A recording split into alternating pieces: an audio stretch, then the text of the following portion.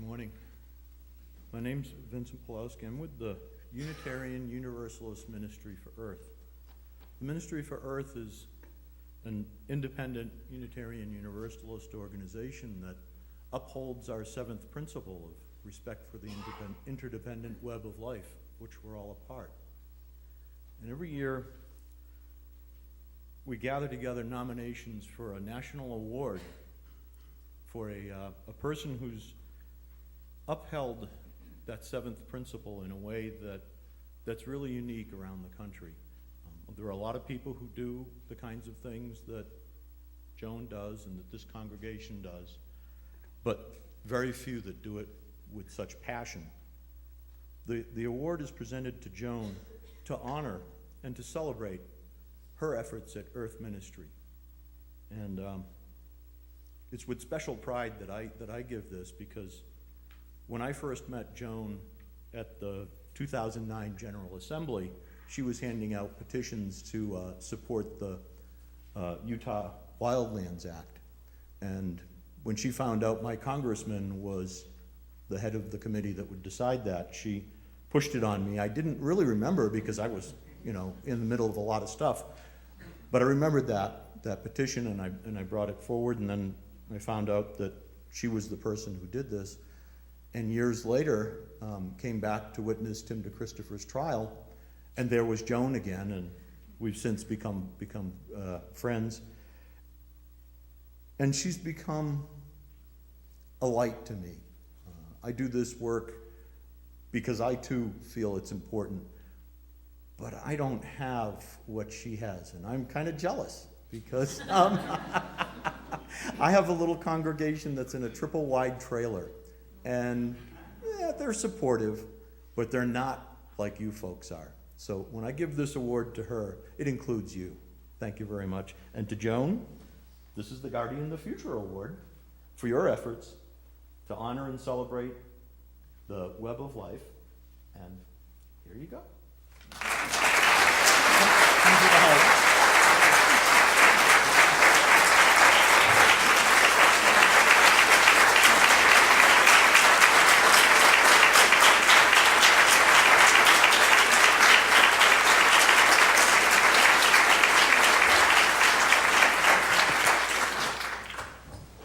Everybody else is up so far. I have to move this down. Thank you, Vince. Thank you to the Unitarian Universalist Ministry for Earth, and thank you to all of you. Guardian, a noun. I'm a librarian. I had to look this word up. Guardian of the future, a defender, protector, or keeper. A person who looks after and is responsible for someone who is unable to manage their own affairs. Thank you so much for this honor, this great honor, Guardian of the Future. And you all know, as Vin said, that this honor is not just mine, it's yours as well. If you hadn't studied and worked and sung and marched and stood with me, stood with environmental ministry, stood with Tim DeChristopher during the past 3 years, I would not be receiving this award today. If you had not participated in the Earth Institute discussion courses and helped create awareness of the climate crisis through rallies and letters, through petitions and testimony at hearings, if you hadn't supported Michael, Peggy, and Craig, and all those many years ago now when they found environmental ministry here at First Unitarian, I would not be receiving this award. And also, I wouldn't be receiving this award if Richard Tierlink and Paul Train hadn't pushed me out there into the congregation and said, "You can do it, Joan. You've been behind me all the way." It's taken a village, environmental ministry, our entire community, each and every one of you. From hosting a community garden and working to establish a Salt Lake Community Solar Project, envisioning a new LEED certified building, insisting that the solar panels must be part of our remodeling project, to supporting climate justice activists like Tim DeChristopher, and taking action to defend a livable future, whether in the halls of Congress, the lobby of the Department of the Interior, on the streets of Salt Lake City, or in front of the White House at the Keystone XL tar sands pipeline action. In all we do, we are guided by our seventh principle, respect for the interdependent web of all existence, of which we are a part. Guardian of the future. What a great honor. What a huge responsibility. Responsibility for the people and the creatures all over the world who right now have no say whatsoever in whether or not they will survive. No say in what the climate chaos, which America is most responsible for, will bring to their homelands, their lives. No say in whether or not civilization as we know it will survive. Responsibility for future generations as well, who will also have no say in what the world they inherit looks like. Guardian of the future. What a huge responsibility to speak the truth.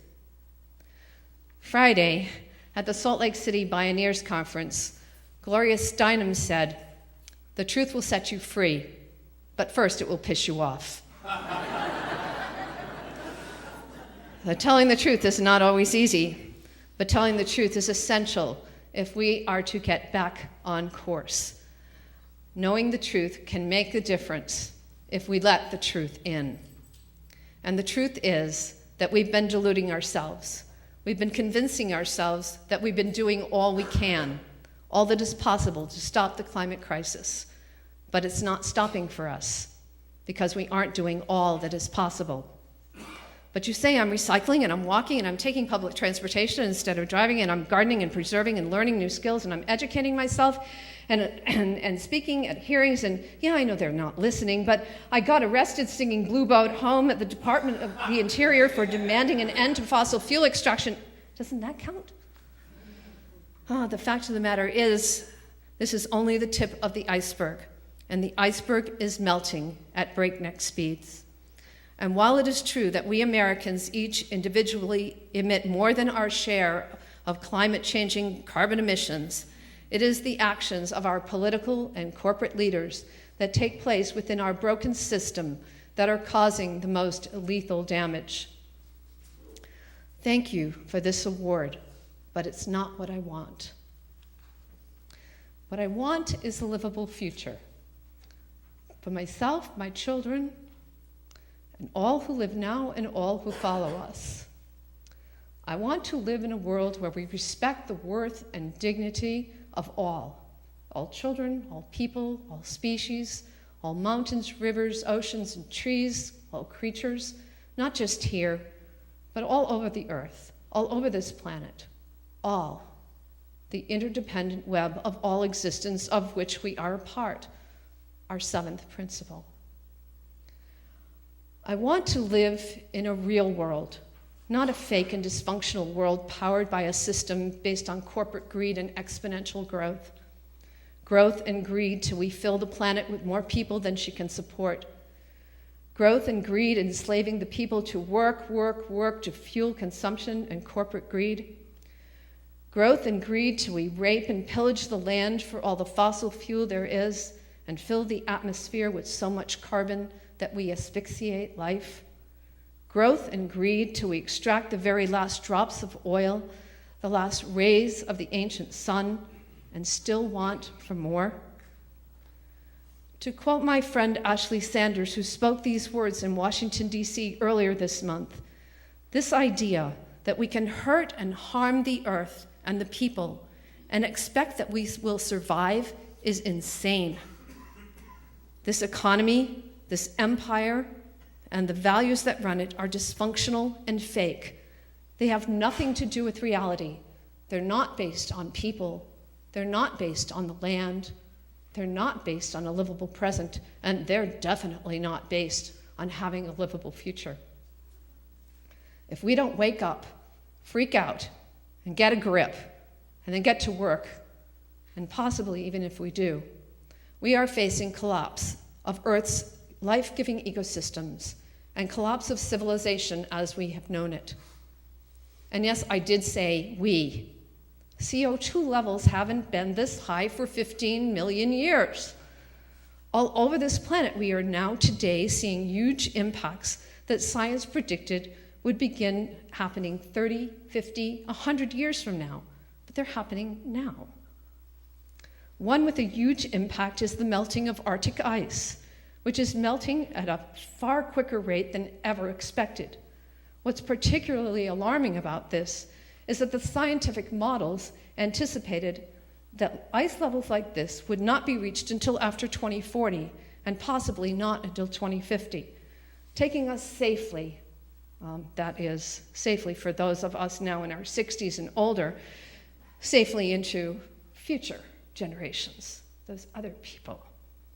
That is the truth. Do the math. I did. How old are you now?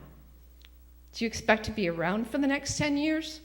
If you do, then climate destabilization, this climate emergency, is about you and about your children and your grandchildren, the ones who are already here on this planet with the other 7 billion of us. This is about them.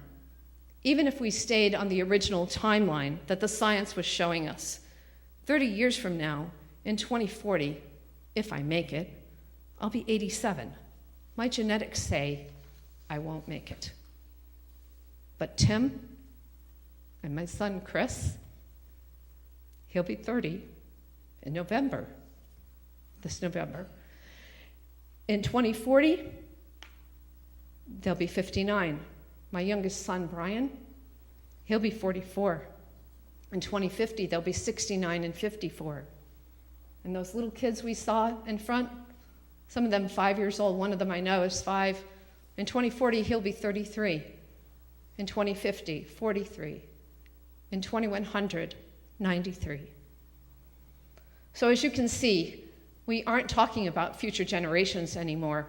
We're talking about the generations that are here right now, people, children, who are part of our lives.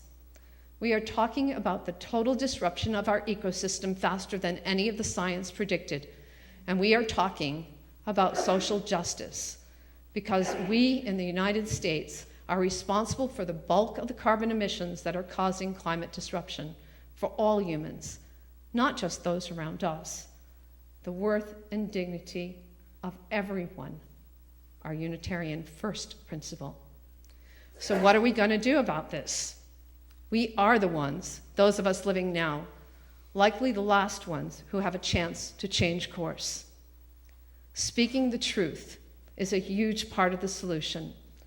Speaking it boldly and courageously, as Tim and Ashley have done and are still doing. Speaking truth about the science in words that real people can understand, so they can see that climate change and global warming, these euphemisms that we use in polite company, do not describe the climate destabilization, indeed the climate emergency that we now face, and the climate chaos that will only get worse in the future if the path we follow is business as usual.